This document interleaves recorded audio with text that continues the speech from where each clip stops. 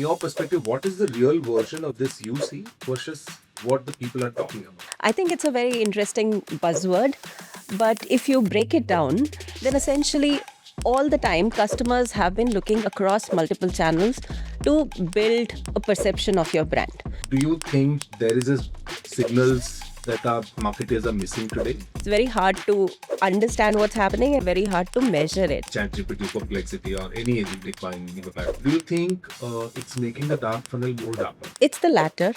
I think it will help with measurement. It's important for you to invest in awareness, credibility, and then, of course, demand gen follows.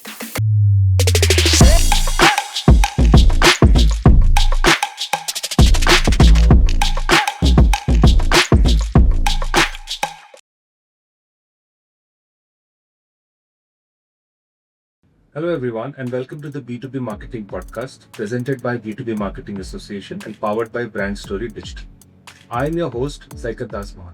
Traditionally, we have seen that marketers have been following the linear marketing funnel of reaching out to their buyers and obviously eventually, converting them into a lead.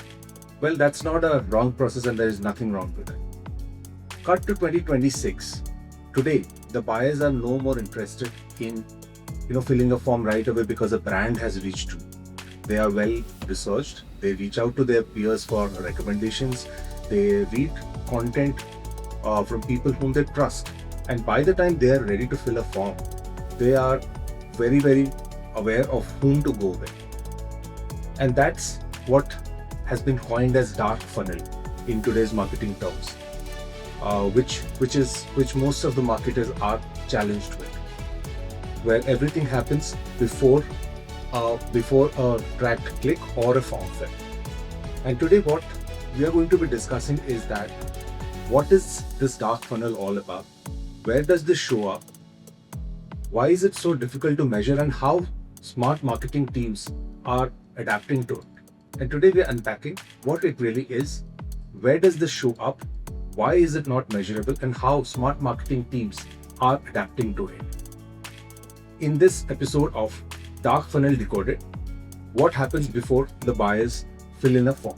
To help us understand this, I am joined by someone who has spent her career sitting at the intersection of brand, product marketing, and demand generation across large B2B technology companies. Please welcome Anshul Kaushesh, Chief Marketing Officer at Ness Digital Engineering.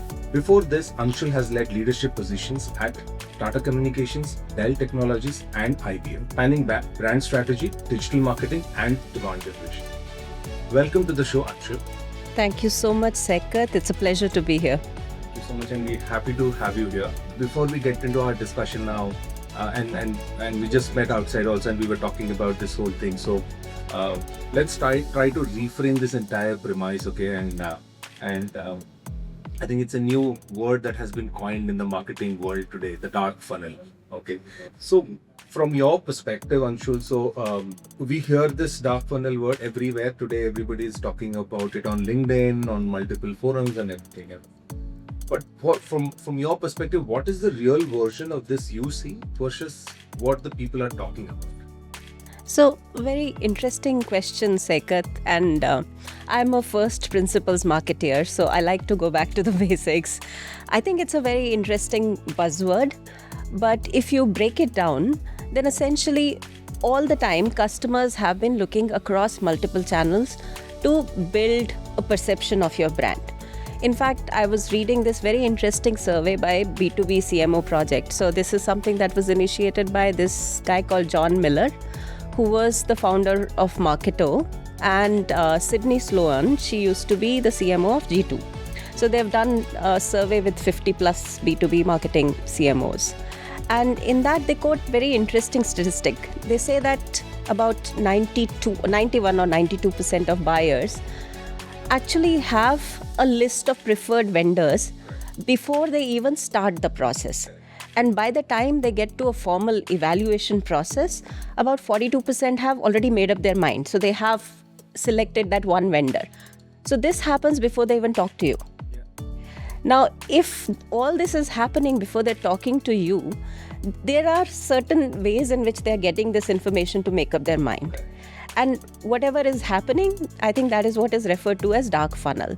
So they talk to their peers, they obviously go to your own channels, so your website, your social channels and so on, but they also get information from third party channels. So a lot of these things may not be visible to you as a brand, as a company, and hence it's called as dark funnel. That's a very interesting point, and in fact, this was also one of my questions about that.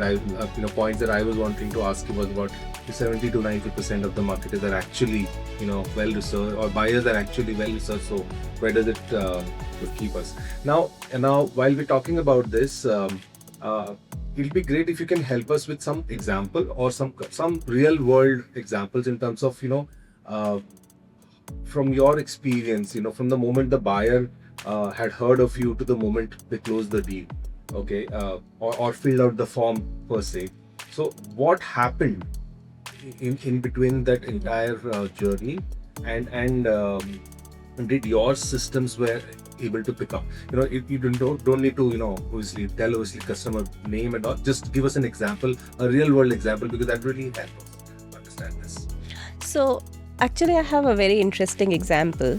So there's a company that we signed a deal with recently, and this is a company we were targeting with a campaign about 2 years back. Not recently, about 2 years back. So we saw that they engaged with some of the content that we had, some of the emails that we sent them. We also met them at some of the industry events. But after that, they went quiet. So probably there was a lack of urgency, or maybe they didn't have budget at that point of time.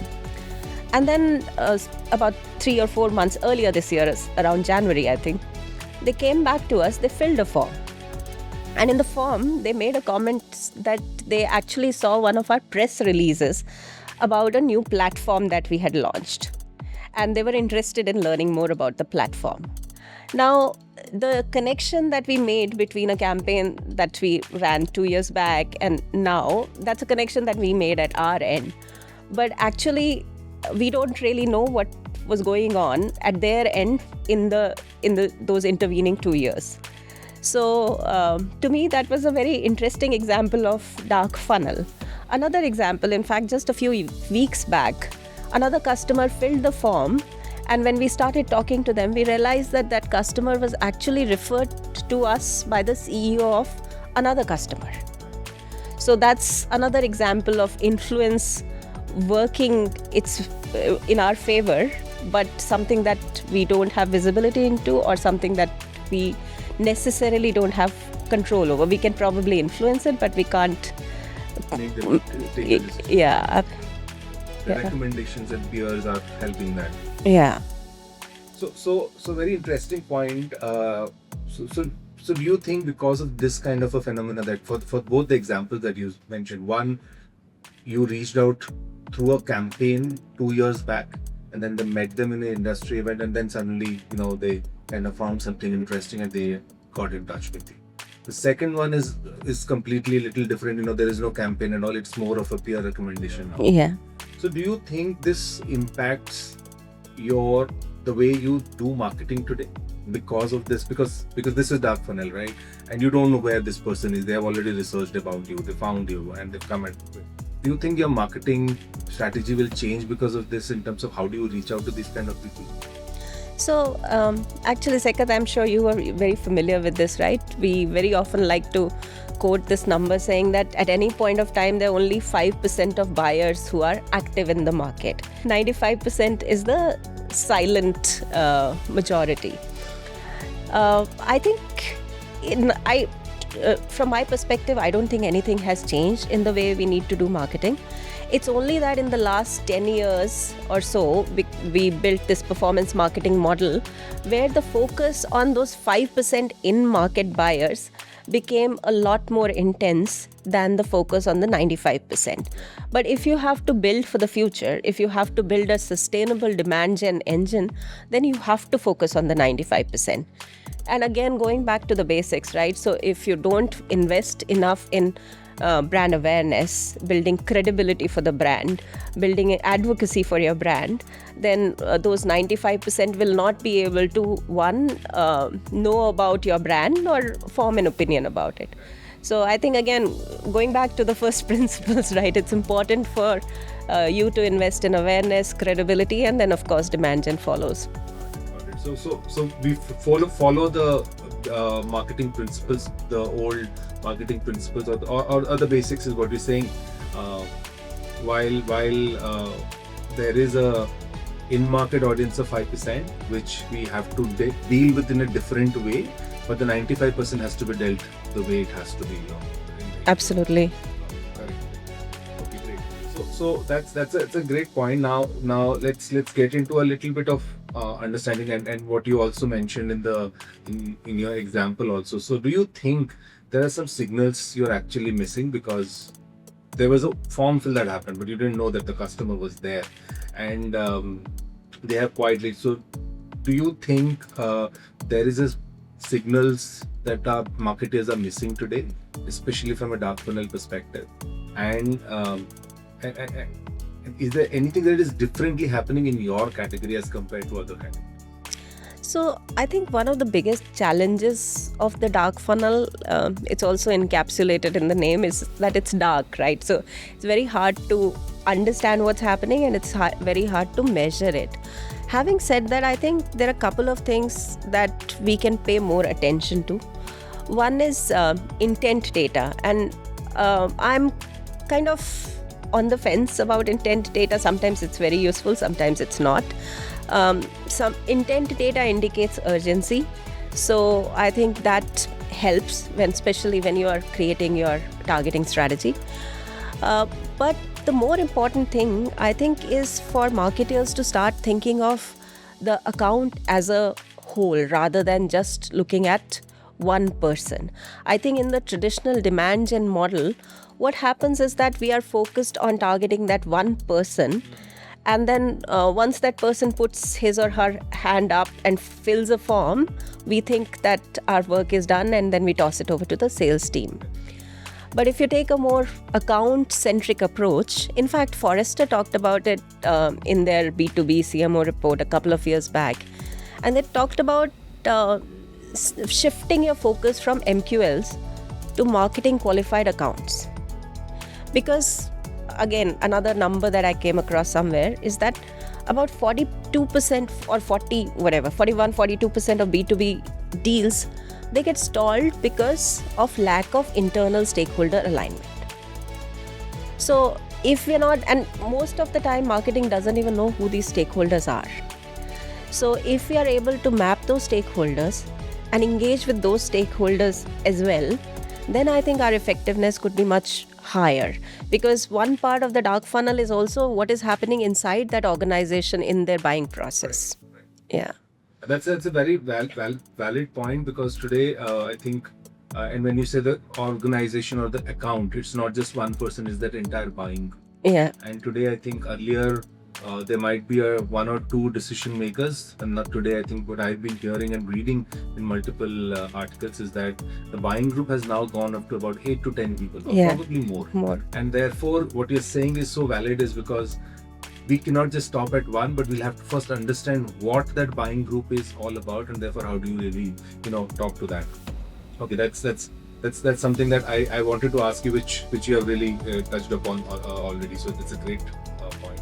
And so from a buying group perspective, now while we are at that, while it's important to talk to the buying group, but is there a way to identify buying groups through who are there in the dark funnel?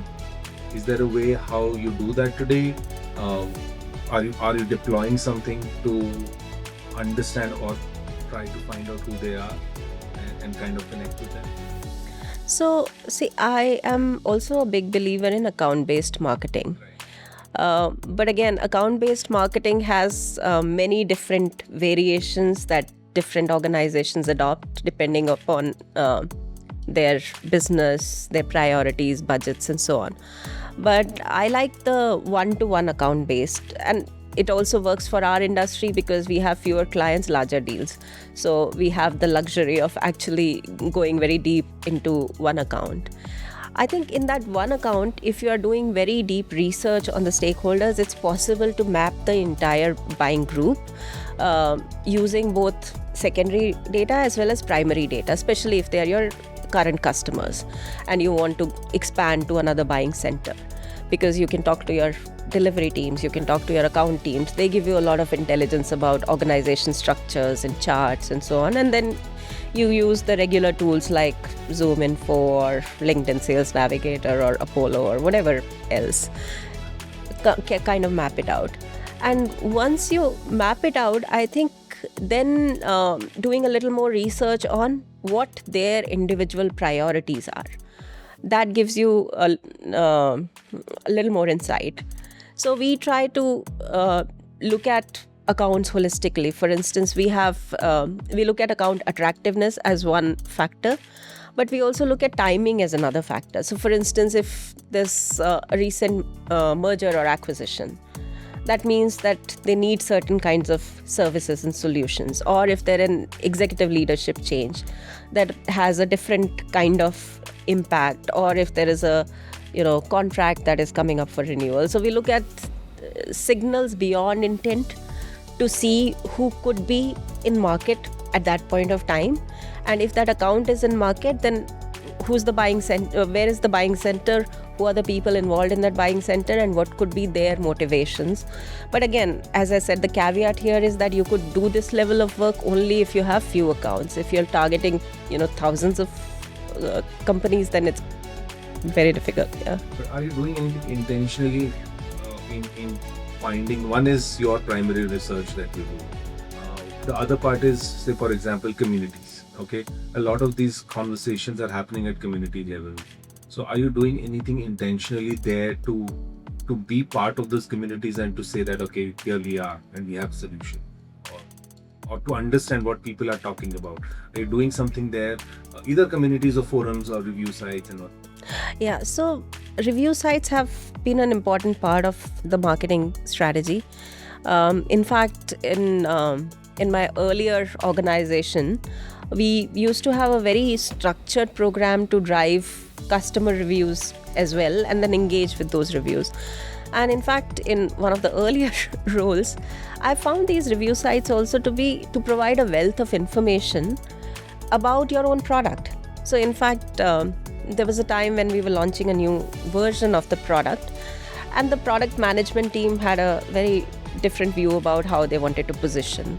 They were very focused that we want to highlight ease of use as one of the differentiating factors. So as product marketing team, we were not convinced that it was the best way to go. So we looked at we spoke to analysts, we looked at industry reports, but one thing we did was we looked at review sites. And then when we read all the reviews, we realized that ease of use is not something they are ever going to associate with a brand like ours. Our brand stood for, scalability. It stood for a very robust platform and so on. So we took all that data, fed it back into the product management teams, and then of course changed the direction. But coming back to your question, I took a slight detour. But I think it's important for us to to engage and also to listen to what those communities are saying, because it's not always about influencing. Sometimes it's just about listening, assimilating, and then doing what you need to do. It's also feedback. And that's also how you can also understand different thought process that they have. One would be from a product perspective, one would be from a solutions perspective, one could be procurement angle also. Exactly. Procurement teams might be also talking there, because all of these are part of the buying groups, and that really helps us understand, okay, what every other decision maker in the group is thinking about, and that really helps. Great. I think that's a great point what you mentioned. I think it's not just about influencing all the time. It's also about listening and to try to understand. And that's how you can probably, while it might not be measurable in a numbers sense. Yeah. But it's something that really helps you in navigating through the funnel, dark funnel. That's great. Okay. So now that we have understood this, now I'll come to the most uncomfortable question, the measurement, which most of the business leaders will be asking to the marketing teams. Okay, why are you investing here? What is the revenue? And all of that. So how do you really, when we talk about this funnel and dark funnel and all of that, so how do you really get your budget, for activities that you cannot attribute to anything, cannot attribute anything to it, okay? And how does your conversation with your CFO or a CEO sound like? Because it's a big black hole right now, measurement. Yes. Especially for dark funnel. So what I have tried to do is to move the conversation away from specific activities, because you, as a marketing team, you have to look at using all the channels, because you can't attribute success to one channel, right? We know that a buyer requires multiple touches. In fact, somewhere I read the number could be as higher as 50 plus touches across 5-6 different channels. So it's hard to say that this channel is working and this channel is not working. Or sometimes the last touch channel, sometimes events, for instance, might get the credit, but actually the influencing and the shaping of the opinion happens somewhere else. So rather than trying to argue for each activity, what I like to look at is, again, going back to the ITSMA framework, right? They talk about 3 R's of marketing effectiveness. So reputation, relationship, and revenue. So how are we impacting reputation? And reputation essentially gets measured in your brand health score. So awareness, perception, credibility, and so on. How are you impacting relationships? So new accounts that you have engaged, new buying centers within those accounts that you've opened up, which stakeholders have you engaged, and so on. And then revenue. And in revenue, I like to look at SQLs more than MQLs. I think MQLs have also become a very infamous metric in marketing, because they're a big bone of contention between sales and marketing. So what we do is, for instance, if someone fills a form or someone downloads a white paper, we don't consider it as an MQL. Unless someone is ready to talk to us, only then we consider that as an MQL. So now our MQL to SQL conversion is like 92%. The volume is smaller, but the conversion rate is much higher. So yeah, because we don't, for instance, someone is attending a webinar, it's not an MQL. Yeah, it's basically, I want to listen to people, or if I have downloaded a content also, I just want to read about it. Doesn't mean that I have an intent. Exactly. Or probably it doesn't also mean that I'm the right customer for you. Correct. I might just come as an individual and I'm interested in learning. Yeah. So yeah, that's good. So essentially those are the 3 areas or 3 metrics, large high-level metrics that we are looking at. I think I've been fortunate that we haven't had a lot of disagreement with either CEO or the CFO in terms of proving the ROI. The budgets are small everywhere. Budget is a constraint everywhere. I don't think any marketer would say that I have all the budget that I need. But it's a balancing act. Yeah. Very, very. I think the framework that you mentioned, the RRR, the 3 R's, I think it's a great thing. And I think when we look at the dark funnel, probably it is helping, especially on the reputation and the relationship part of it, because there's a lot of things that and if you're listening to them properly and then going back to them with a solution, that's where you're building your relationship. And obviously reputation is all about your awareness. Yeah. Revenue can be then attributed in a way, the way you want to, as you said, the MQAs or not MQLs, but more of SQLs is what you're saying. Yeah, so actually this is something we're experimenting with. I haven't done it yet, so I don't know. So we're trying to build a brand health score. So brand health score essentially would look at your share of voice across your owned and earned channels. It would look at things like LLM citations, your analyst rankings, and so on. So essentially build that composite brand health score. And I want to track how it relates to pipeline generation 90 days later, 1 quarter later. Because I think brand would not immediately impact your pipeline generation, but I want to see if there is a correlation quarter on quarter. Then that could become a good justification to ask for investment. That's a very good thing that you're trying to do that. I'll tell you, in my previous organization, we're very similar to something that you're talking about, where we used to track all our owned, paid, owned, I think not the paid one, but especially owned and earned media, and then we used to also look at it how it was translating into pipeline.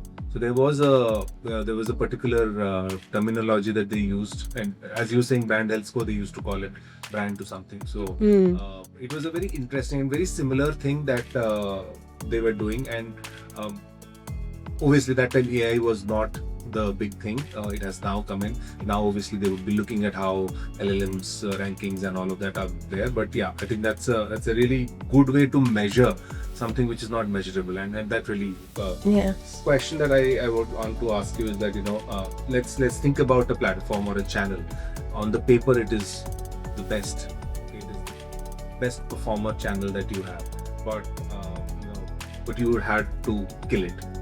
Okay, because of many reasons, because you realize that it was just getting you the demand, but it was not converting any revenue, or it was created somewhere else. It was just a channel like that. But as a performance from metrics point of view, it was doing well. So is there any channel that you have kind of had to kill? I wouldn't say a channel that we've killed, but I would say tactics. So we use a lot of data to optimize channels essentially. So for instance, events are usually the biggest investment area, right? So, and especially industry events. We dial down our focus on industry events because we realize that it gives you a lot of awareness, but it doesn't give you meaningful engagement. All your competitors are there, everybody is there, so the conversations happen, but sometimes those conversations are very surface level, so they may not give you enough to build on that relationship. What we started doing instead was to look at engagement opportunities around these events. So can we host a happy hour around a large industry event where we invite people that we want to meet? So for instance, booth traffic is a good metric, but it's a vanity metric. So correct. But if people are taking a couple of hours to come attend happy hour, even if there are 20-30 people that I'm able to engage with like that, those are much more meaningful conversations for me. So like I said, I don't want to kill a channel, but I want to see what are the different ways in which we can optimize it.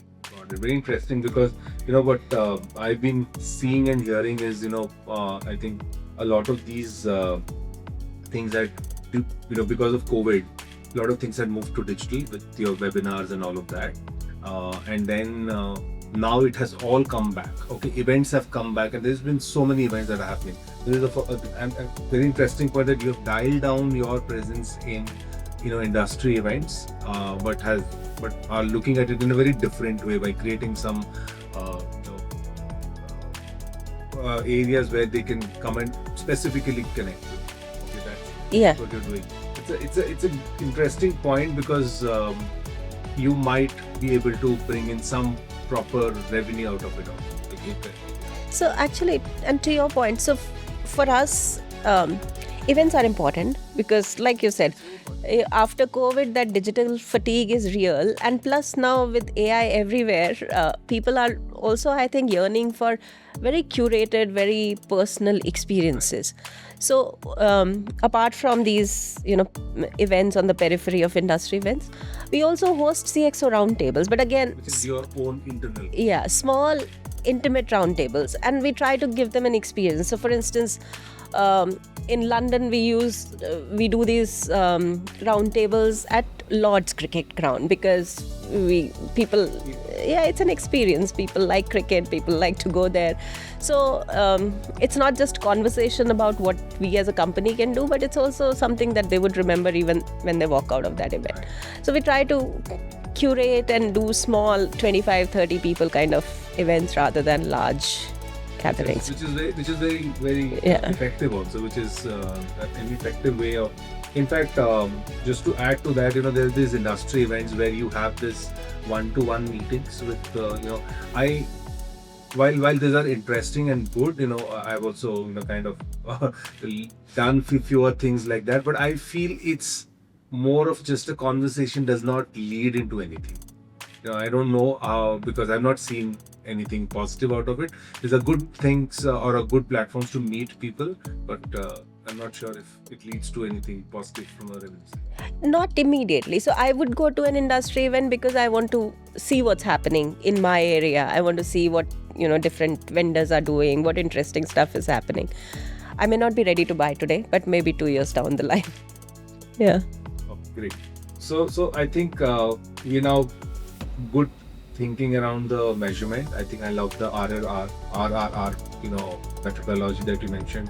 Talked about a brand health score. Okay, now let's come more from an organization point of view. Given things have changed now with AI, buyers are more well researched and they know more about the product. So from an organization point of view, how has this changed the relationship between your sales and the marketing teams?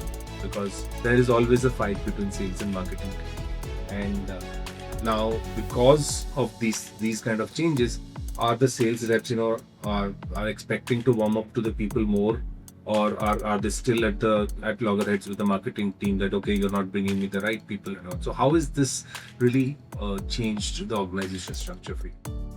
So we have recently aligned our marketing team differently. So essentially, in terms of demand generation, we focus on two motions. One is account-based marketing, which is for our largest accounts where we want to, grow our relationship, expand, and so on.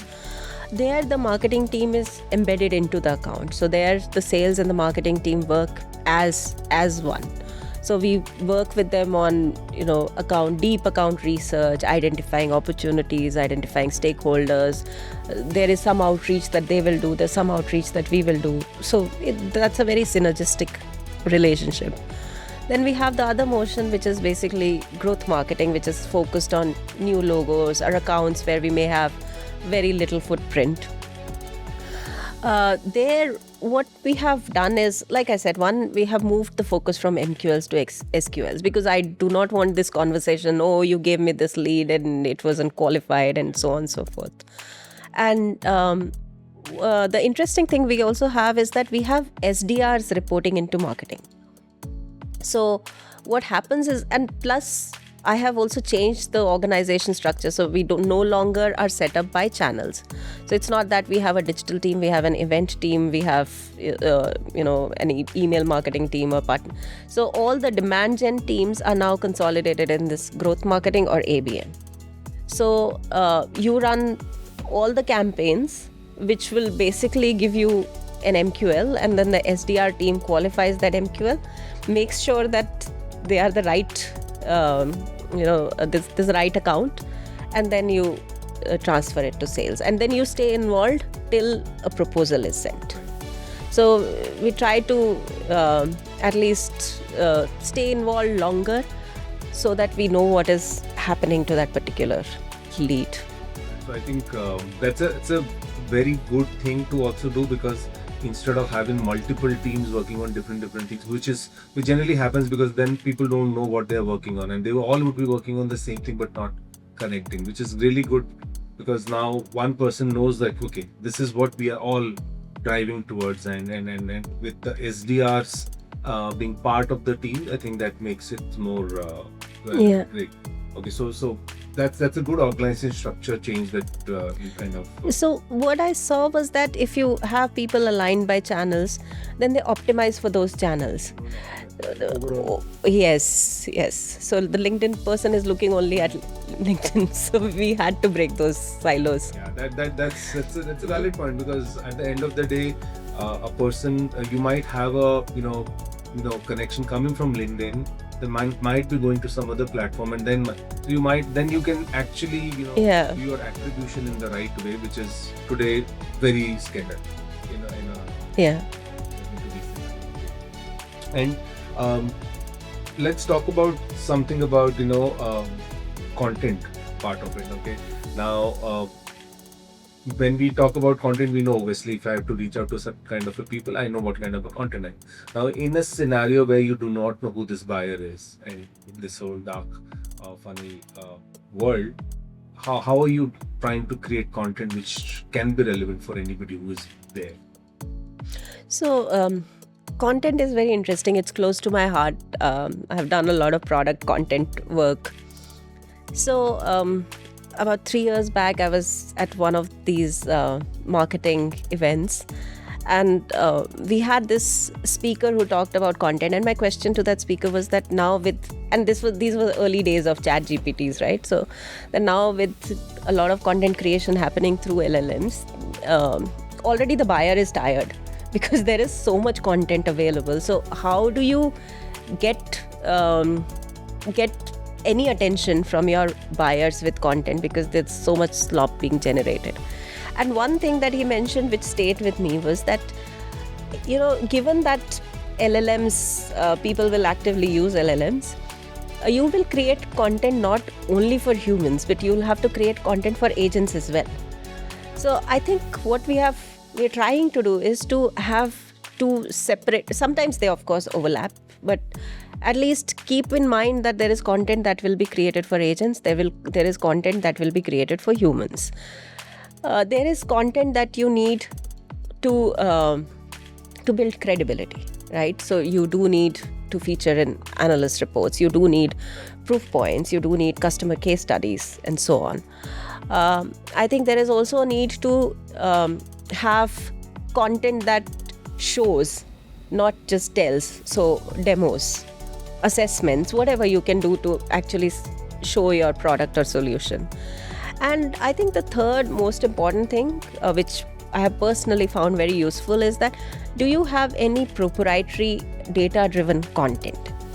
So for instance, in Tata Communications, we did this HBR survey on customer interactions.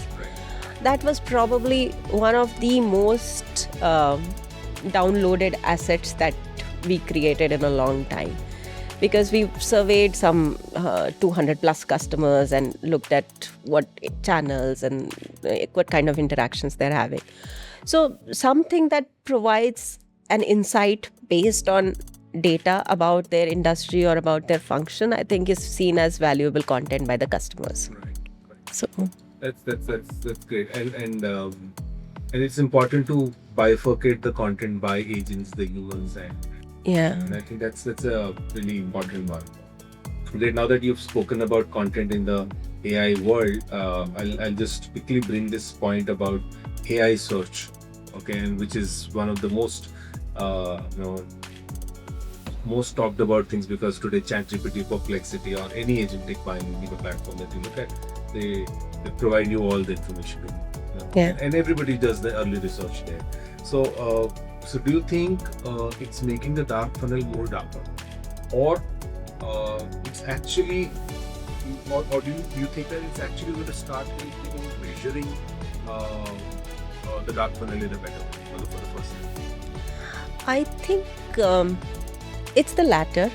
I think it will help with measurement, because what we are seeing is, for instance, if you start tracking LLM citations for your brand, then you can track the impact of all the work that you're doing to build brand awareness outside of your channels, right? So then whatever you are doing on these communities or forums or press or analyst relations, that in a way gets reflected in your LLM citations. The other thing that we do, which is again, it's not quantifiable, but it's at least some way of qualitative measurement. So we have a set of some 15, 17 questions that a customer is likely to ask LLM about our category and about our brand, right? So every 2-3 weeks, we go across the different LLM, so ChatGPT, Gemini, Claude, and so on, and we ask those set of questions. And then we see how are the answers. And those answers give us an indication of whether our brand is quoted in those answers, and what is the perception about our brand, what is it that these engines are saying about our brand. And, then we decide how do we influence it. Yeah. And then it's a good way to also understand how your brand is getting reflected in this. And as you said, measurable, I think this is where you mentioned about the reputation part probably will come in more here. Yes. The more you are visible on these LLMs as citations and all of that, I think, and the more it starts picking up from various forums and review sites and all, I think that's all about the reputation. Absolutely. And that's a great point. So the AI search is not going to make it darker, is what I understand from your point of view. It's going to help hopefully. You be more measurable, hopefully, unless there is some more changes. Okay, great. And now a quick one. If you had to put majority of your 2027 budget behind influencing dark funnel instead of straight demand capture, where do you think you will put your money first? So ideally, the recommended split between brand and demand gen, I think it's 45 to 75. Realistically, most people that I speak to, it's like 25 and 75. So 25 in brand, 75 in demand gen.